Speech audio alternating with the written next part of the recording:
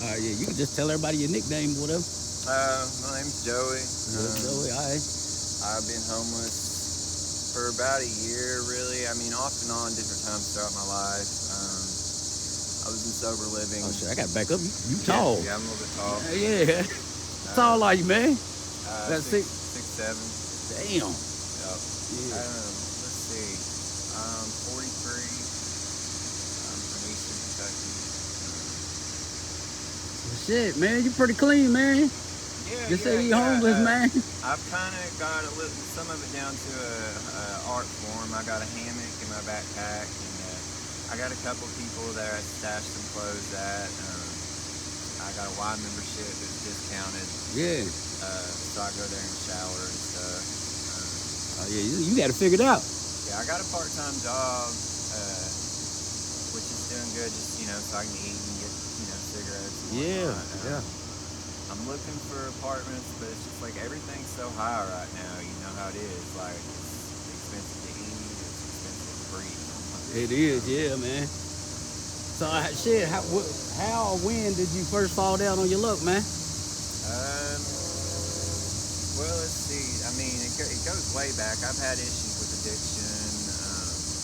I've been to a few different treatments. And right now, I'm like not straight edge clean. I'm just, not doing anything where I have to wake up every day and have to have something. If I want to have a drink with my boss after work, that's cool. So you just drink? Yeah, I might smoke a little bit. Oh yeah, smoking weed, yeah.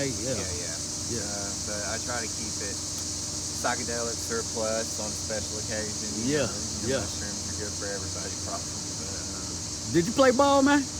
No, I played like. Man, hold your hands up again, man. Let me see the size of them hands, though, man. Yeah. Oh yeah. I played soccer, so.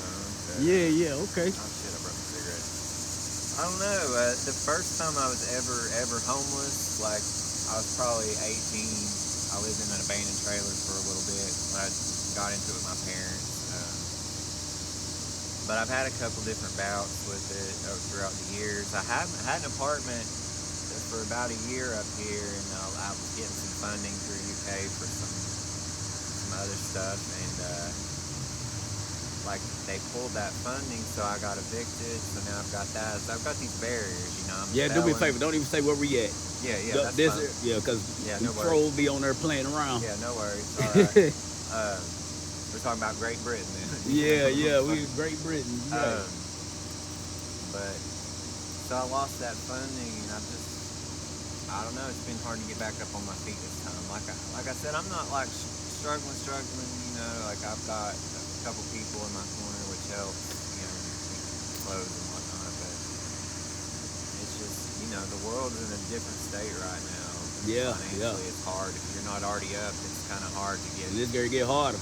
Yeah, I already know. Yeah. That big beautiful bill they just passed and all Oh that. man, I know it, man. How you think it's gonna affect everybody, man? What's your take on that? It's about to put its foot even more on our throat while we just keep lifting them up. Giving them breaks. Mark Zuckerberg with Meta and Facebook getting that big, what was it, like $15 billion or something or other. It's crazy to me. Like, I don't know. So I wonder how that's gonna work, man. How you think that's gonna work and play into, like, I guess the people getting the will they still be able to get the Narcan? I don't know. See, because they're gonna cut funding for rehabs and things like that. I'm sure. Plus, they cut a bunch of people. Like, I don't know how that's gonna play out because I'm on Medicaid. Yeah. And I have things that I need that for, and I've got family that's on Medicare. Like, who gets to keep it? Who doesn't? Like, whose life is worth the money? You know what I mean? Like, and I don't know. I've heard that argument. People will be like, well, how come, insulin is so expensive, but they just give Narcan away? I'm like, you are focusing that at the wrong people. Like, why should a medication that you can get in Africa for 80 cents a day cost $30,000 a bottle here in the United States? Or not 30, excuse me, 3,000, but still. That's insane. They don't have caps on pharmaceutical companies. Like, it's a business. Yep, it is. I was just having this conversation. Everything is ass backwards here. Like, we are the majority. People like me and you, people that work, people that are struggling. We are what holds the whole thing together. Yeah. And the people that have no idea, they're so out of touch with. They wouldn't even know how much a gallon of milk costs. Yeah. are the ones that we're like, oh, let's, baby them, give them some more breaks. They won't even be able to tell the difference. Yeah, that's I have these kind of topics, and but I said a lot of people went into it a little ignorant, man, Right. and thinking it, is kind of like the race card, and that's what destroys it all. But usually, man, usually it really wouldn't matter for real. I mean, as long as motherfuckers is up on top of their game, got a job, this and that, Right. should be alright. But that shit with ICE, all that, like that's messed up too. Like people being torn away from their kids and put in concentration camps. All that shit is fucked up, man. Like, and race does play a part, and Trump paid right into it. Anything that was a dividing line, he just fueled that fire because he knew that brought out like closet case racist people that didn't think it was okay. Now out in the street, the first election with pitchforks and shit, acting like idiots. Like, it's crazy. Hey man, look, I gotta ask you something, man. No disrespect with it or nothing, man. It's about your sexuality or whatever. Okay. Yeah, okay. I think because I think it's pretty dope, man. I think it should be out there, you know what I'm saying? Right. And it should be explained. So if you want to explain it from from somebody, because I wouldn't know nothing about it, but I think it's pretty dope, Yeah, what do you mean? What it's part? like, I guess it's saying like, gay people shouldn't be able to do, and what was it I heard? Oh, like the transgender stuff? Like I'm not like an expert on it, but like, I think they're cutting funding for like their medicine if they're transitioning or whatever. Like, I mean, it's a medical I don't know, it's their person. Like, I don't know, they give people, I think they, fund erectile dysfunction medicine, you know what I mean? Like, that's not really a necessity either in some people's eyes. I don't really know. I can't speak a whole lot on it because I don't know a whole lot, but like, I think that's another dividing line, just anything that hit us first in versus you versus me, you know what I mean? Like, So, I don't even like boxes, you know what I mean? We're humans. We should all be putting this shit together. It's a struggle for everybody. Like, we should be lifting each other up. I feel that. So, man, how's the family, man? Have your family try to reach out to you and They're get you back home?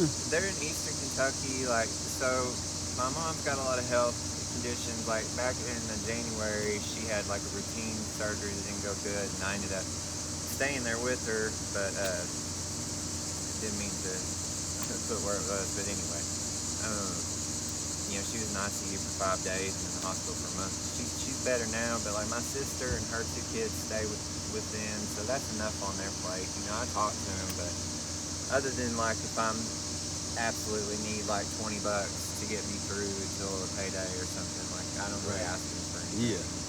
That's good though.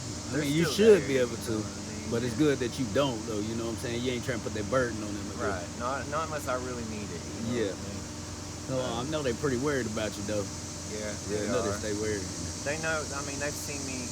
I think they can tell just talking to me where my head's at and where I've been in some dark places and been through some shit. A lot of it I put myself through, with drugs and all that. But I think they know I'm in a different place.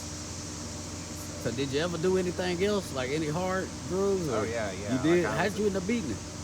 So the biggest thing was when I moved here initially in 2015, I started hanging with a different caliber of people. I got into the music scene and like art, and just started like appreciating life more, like things that I kind of didn't pay attention to, nature and being involved with just the type of people I was around, and like looking for more out of life than just trying to escape it, and like focusing so much on what I didn't have or what was wrong with me. And a lot of people think that you have to be like all the way in or all the way out. AA and NA will tell you to be like absolutely abstinent, do not use anything, and that works for some people, but for me that was a lot of pressure. I don't say I won't ever do anything, because you never know what tomorrow can come. I just try to. My main thing is I don't want to let something, a chemical or substance or money or anything like that, run my life. Yeah. You know what I mean? It's miserable. It is, yeah. I got a little taste somehow, thank God, of something different. So I'm just trying to hold on to that. So you just quit it though, just cold turkey by yourself? No rehab? One time I got on Suboxone, and then wean myself off that by myself. But yeah, that was how I initially got off the heroin. Was I used Suboxone for like a year, and then I just tapered myself off that on my own. Man, that's good right there. Yeah, they have that kratom stuff that you can get. Like the first week or so, I took that, soaked over the counter, like if I was feeling any sort of withdrawal or whatever. And I was fine. I'm okay. Right. Like I think about it, I know what I can't go around and be around. Because you stay around. I've had this has been an off and on thing for a few years, and I know you go to the barber shop enough, you're gonna get a haircut or whatever. That's what they say. So. Man, being up here in this park, I know it's gonna find you. Yeah. It's gonna find you. Yeah. If you ain't gonna get nothing else for free or nothing offered to you, that you'll get that offered to you, some drugs. So man, what you got kids, man? You ain't got no kids? Okay, that's cool. Yeah. Well, shit, it ain't too late, man. You thinking about it? I don't know. I got a niece and a nephew. That's good enough. I talk to them and then they can go back to mom. Yeah. I don't know. I mean, you never know, but that's not really something I'm planning on or anything. I hear you, man. Well, shit. Let's see what else I got for you, man. So, I asked you how long you done been down. Yeah, it's been like a year. Other than like a couple months during the winter and sober living, it's been about a year. Yeah, okay. So, if you said you got a job, a part-time job. Yeah, I've been working back there I had worked there before. It's been a few weeks, probably about 3 weeks now, and like I said, it's a couple $100 a week. Shit, anything beats up. Yeah, these hotels though, for real, is expensive for real. Yeah, like the cheapest one. They're over there, and it's not. It's like 78, 90. They crappy though. Yeah, and it is not worth that. Nah, hell, nah, it ain't. So, like if it's real bad weather, if I can't stay with a friend when it's like super bad weather, there's a Hope Center, But like, if it's a nice night and nobody's fucking with me, like I got my hammock, I'm good. I don't care to be outside at all. Like, a lot of people say they don't care. Hey, I wouldn't mind it neither though, man. It's a nice freedom. Yeah. Nice freedom. Peaceful. Some people mess with you, like not really hard or anything. The kids are just like this morning I got woke up by somebody letting off a firecracker and then I heard like Oh yeah, them kids. Yeah. But it's all right, man, look, we're going into this little 13, man. Yeah. That'd be a good spot, man, I think. Tell everybody your nickname again, man. And I'm Joe. What's up? Is there anything you want to say? I guess your family, your nieces, nephews, they pick up the phone, they might see this. You want to say anything there? They know my story pretty well. They know I'm out here just, surviving, trying to do. Shit. And you want to say anything to anybody who's probably been in your position though? And what's the advice on beating that drug, man? Or is it any? Just look for the, beauty in life, stuff that makes your heart smile, like lights you up inside, and go after that. Try to replace that. You're always trying to feel whole. Switch those drugs out for stuff that feels good, that you put effort and energy into. Man. Yeah. Yeah. All right, man.